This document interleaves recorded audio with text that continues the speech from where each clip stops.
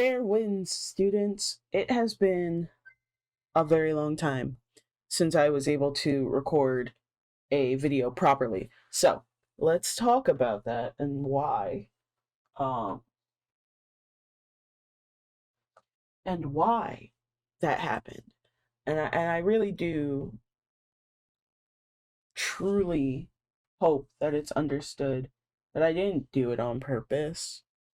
Um, just a lot of life stuff happened, and I didn't want to stop making videos for a few weeks. And essentially what happened was my job that I work asked me if I would come in full time for a few days or for the rest of the school year, which since I am in the South, it does end at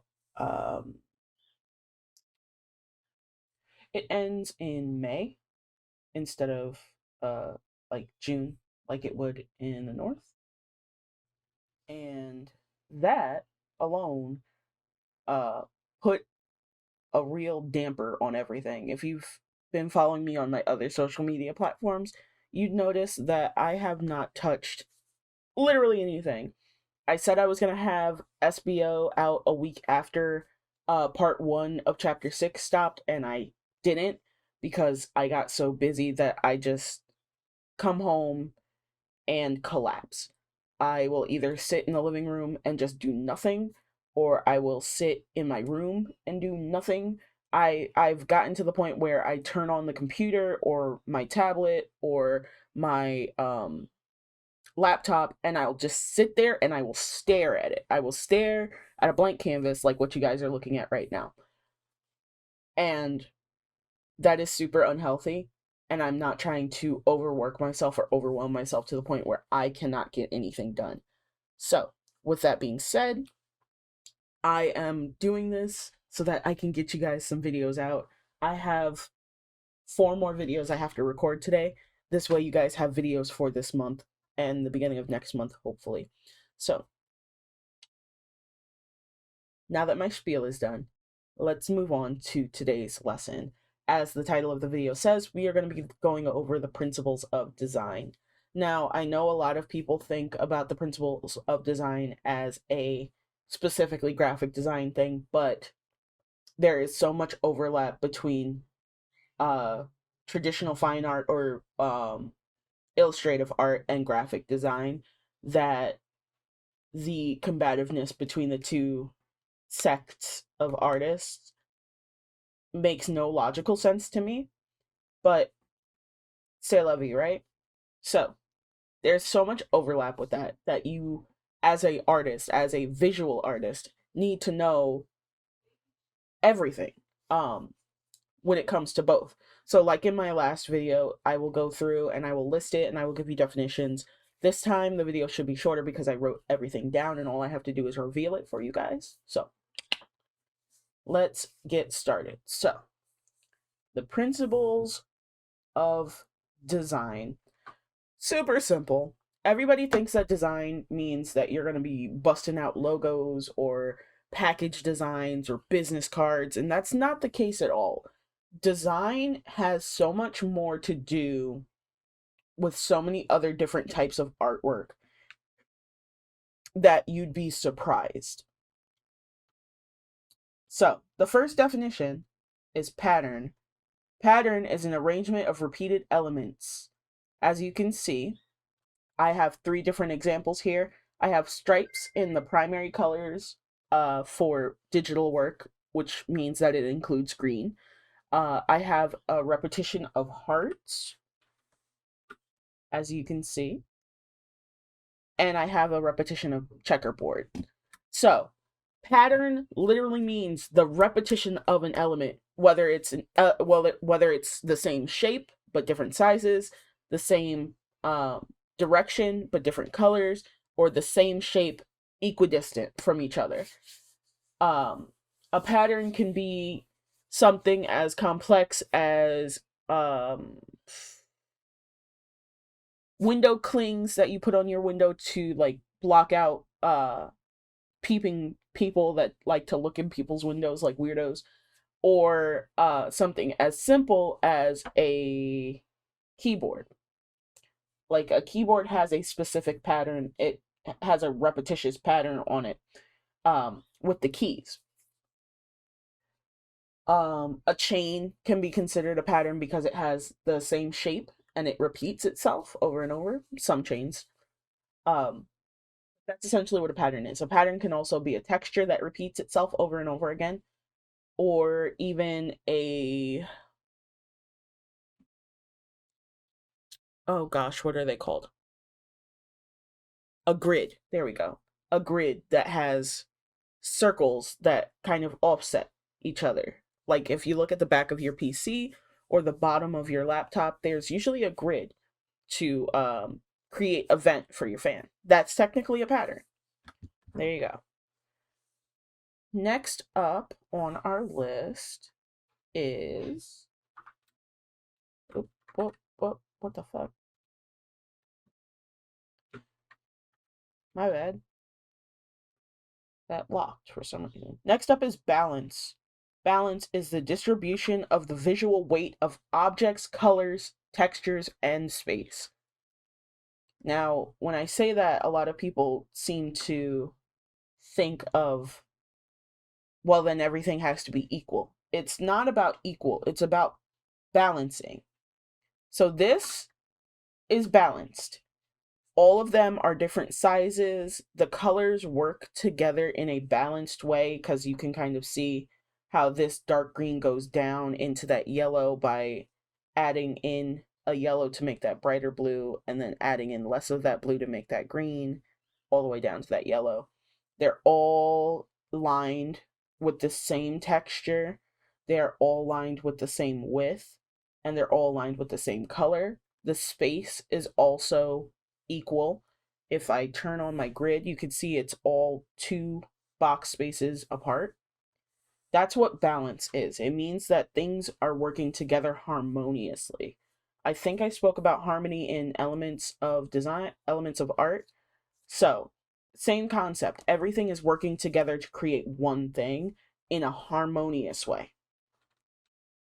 Okay, next up is contrast. Contrast is a super simple thing. We use contrast and we talk about contrast in everything. We talk about contrast in conversation. We talk about contrast in linguistics. We talk about contrast in politics. We talk about contrast in art. We talk about contrast in photography. We talk about contrast in written prose. Contrast is something that is so vastly known that it's kind of easy to wrap your head around. Contrast, when opposite elements are arranged together in an artwork. Again, the goal of all of these is harmony.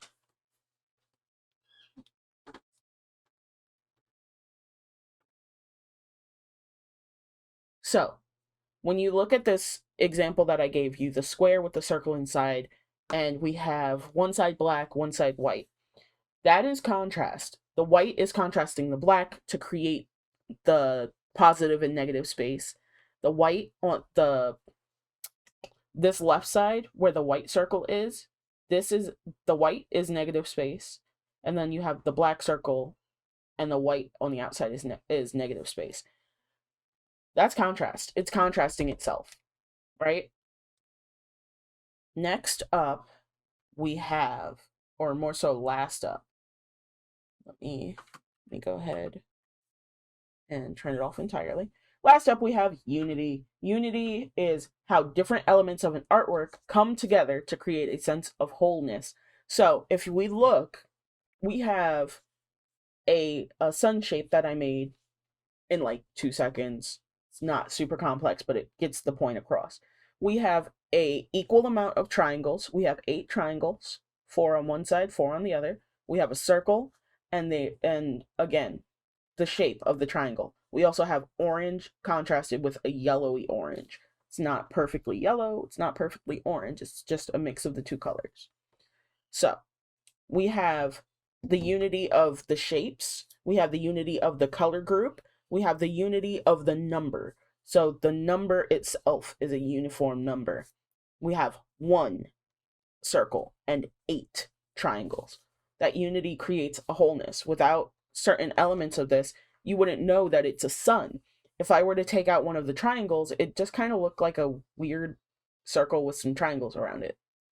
But because I have all 8 triangles around it and everything is working harmoniously, you can tell easily that that is a sun, right? So that's what unity is. Unity equals uniformity. It means that everything is going to be exactly the same and work together to create something whole, kind of like fractions. If you have 1 over 4, 1 over 4, 1 over 4, 1 over 4, that's 4 over 4, which equals 1, right? Super simple math equation there, or math concept there, for those of you that understand math better than visual telling, you know? Okay, let's go back up to the top because we have one more page to get through about the principles of design. So our next thing is movement. Movement is one of the more complex things that I personally struggled with for a really long time. I couldn't understand, or I was having a hard time understanding the concept of movement. I was having a hard time understanding, what do you mean by movement, or what do you mean in the realm of movement, right? So essentially what movement is the visual element of putting things together to create a motion for the person's eye to follow, or your viewers, eye to follow. And that's exactly what the definition says. I'm going to try not to show that. There we go. A path used to guide the viewer's eye in, through, and out of a composition. I don't have any good examples of that right now, but you could always look up a few examples of it. A lot of the time we'll talk about composition in the same way that we talk about like fine art. If you look up any animation compositions, you'll see that they use movement a lot. All right. But I will go ahead and add to my list a video lesson about composition for you guys. Don't worry about it. So, as you can see, I have, and you can see the title of the next one. It's not going to hurt anything. You can see I have these leaves and these lines that are kind of guiding you towards the leaves. Most people will view something from the left-hand side to the right-hand side. So if you're following this motion of this line, which is supposed to represent wind, if you're following this, it leads you out towards the leaves. This leaf is not in the best position. It should be facing that way more, but both of these leaves are facing the right way, which would carry you out of the composition, which would carry you up and off of the canvas. Okay, next one is emphasis. Emphasis is a very long definition. I do apologize. Emphasis, part of an artwork that the artist makes stand out. It will usually contrast with other areas by color, size, shape, texture, and so on. Again, another one that I didn't really have a great example of, and I do apologize. I wish I had better examples, but I do not. But the point is that emphasis is something that you will see a lot in illustration work and tattoo work. If you look up fantasy work, specifically fantasy work about fairies and fae, you will see that they really emphasize the eye color. They will emphasize the color, the texture of the wings, and they will emphasize depending on the artist, the paleness of the skin of the fae. Those are all great examples of emphasis, and it shows that the important thing, because emphasis and contrast go hand in hand, the important thing is to make that one element, depending on what the element is, stand out, make it completely juxtaposed to the original composition. So if they're in a dark forest and you make them very pale, they're going to stand out a lot more because they're pale, this pale color like a white or a light beige or like a lavender on top of a very dark forest, which could be like a dark green or a dark blue or dark purple. Next one is rhythm. Rhythm is super easy to explain. Rhythm, the variety and repetition of elements that together create a visual tempo. If you don't know what tempo means, it means the speed of the beat in a song. I do believe. Yeah, if I'm remembering that correctly. So if we think about like the backgrounds in Mario or the background mountains in Adventure Time, they carry a beat. They carry a specific rhythm. So it kind of has a, let me see if I can actually just pull up an image.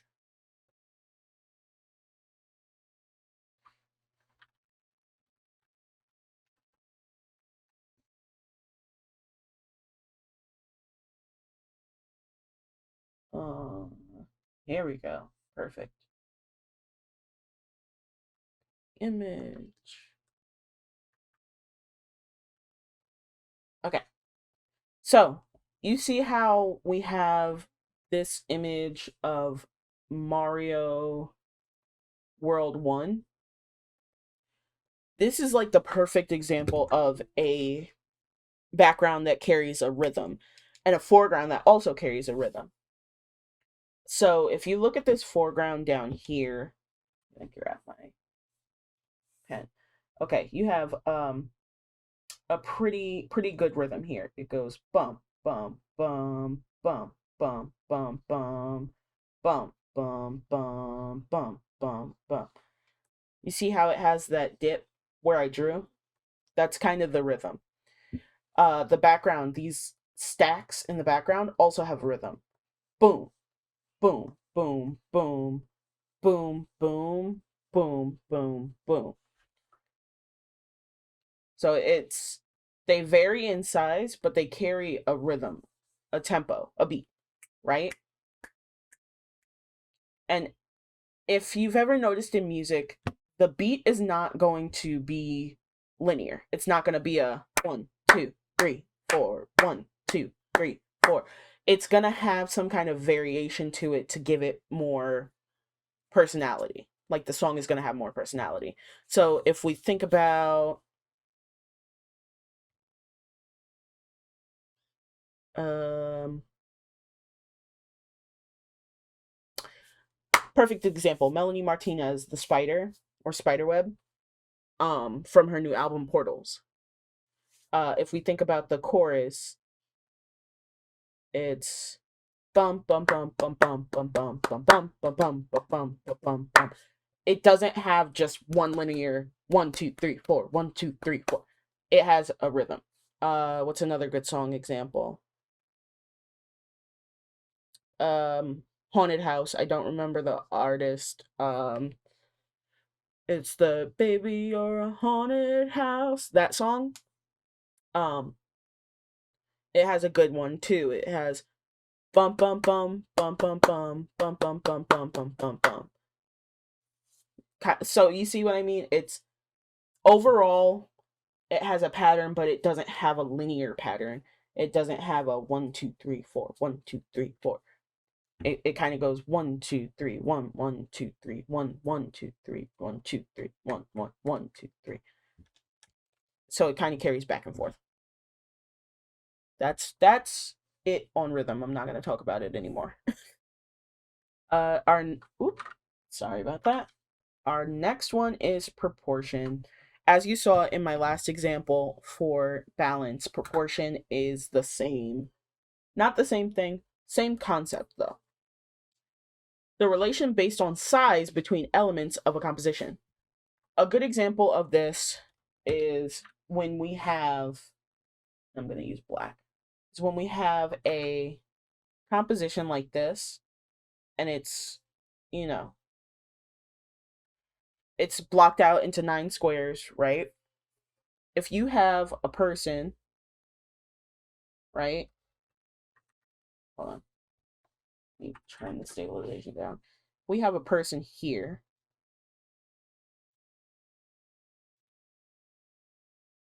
Right? And their arms are back because they're pissed off and they're about to go off on this guy. Right? So you have this guy in the foreground. He'd be mostly cast in shadow. But then you have this guy over here in the back who is extra tiny. That creates a size variation, right? It creates proportion. And that proportion can tell us the distance that a character has on somebody. So if we add in a floor, you can say that's our horizon, right? We add in a floor like that. You see how far apart they are? How far apart they actually are?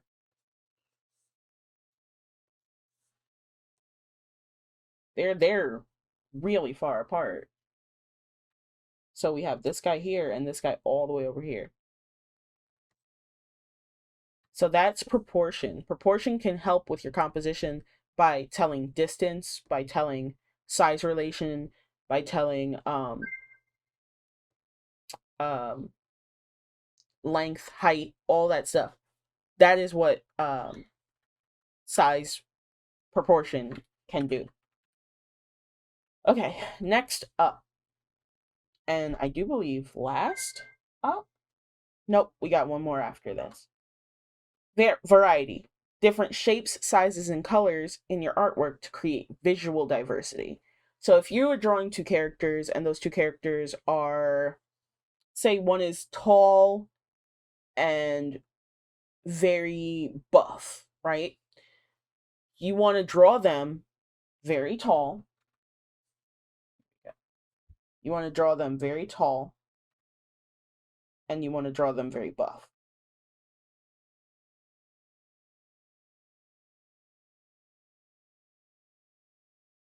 Nice bulky arms.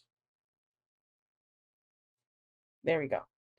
And the other character is smaller and chubbier in comparison to this character. So we'd figure out how tall they are compared. I'll say about this tall. And they're chubbier, so we're going to give them a rounder body. Right. And make sure their legs are nice and stocky compared to that. And this is variety. You have this guy that's shaped pretty much like an upside down Dorito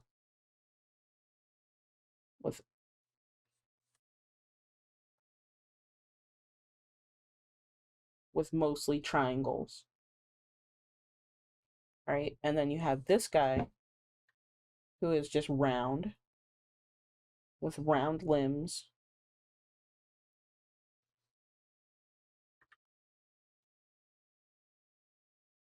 So that's what they mean by variety. It means that you're switching up and you're making the shapes different.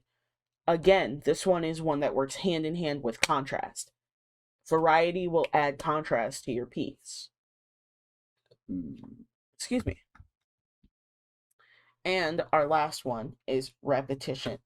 Repetition is repeating an element multiple times in a composition. So if you are doing a bedroom, like say you're drawing a bedroom composition, right?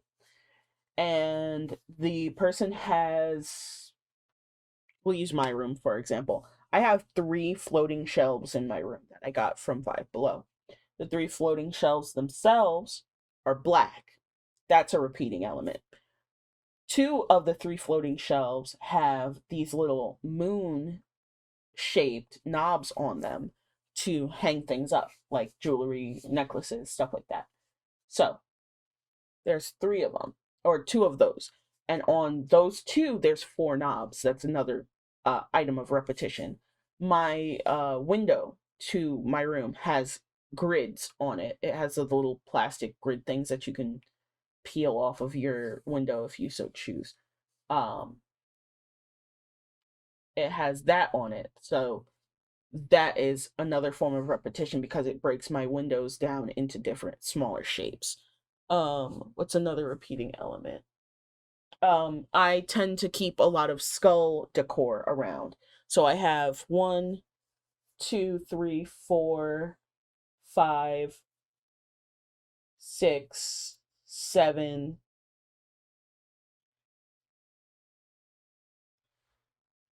8, 9, 10, roughly 10 skulls around my room. That's another sign of repetition. And that is the last of our principles of design. I hope this was helpful. My throat is a little dry now, but if you have any questions, make sure you leave them in the comment section, because if you don't ask me, I don't know, and I can't help you if you don't, take that first step in asking me what you need to know. And as always, thank you for watching this. Make sure to like and subscribe and share this with your friends. Art is meant for everybody, and I'm hoping, hoping that you guys are all learning something new and important for each and every single one of these lessons. Last announcement before I go. Starting next video, there will be assignments, and I will set up a Google Classroom so that you guys can directly contact me at any point, and I will give you feedback and grades, and I will probably limit it to about 30 or so people. Maybe. I don't know yet. I might not limit it, but we'll see.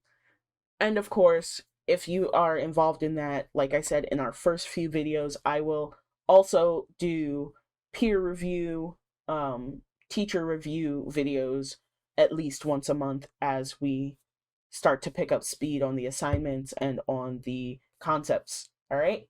Thank you so much. I really appreciate you guys watching, and I will see you guys next week for the next video. Peace out.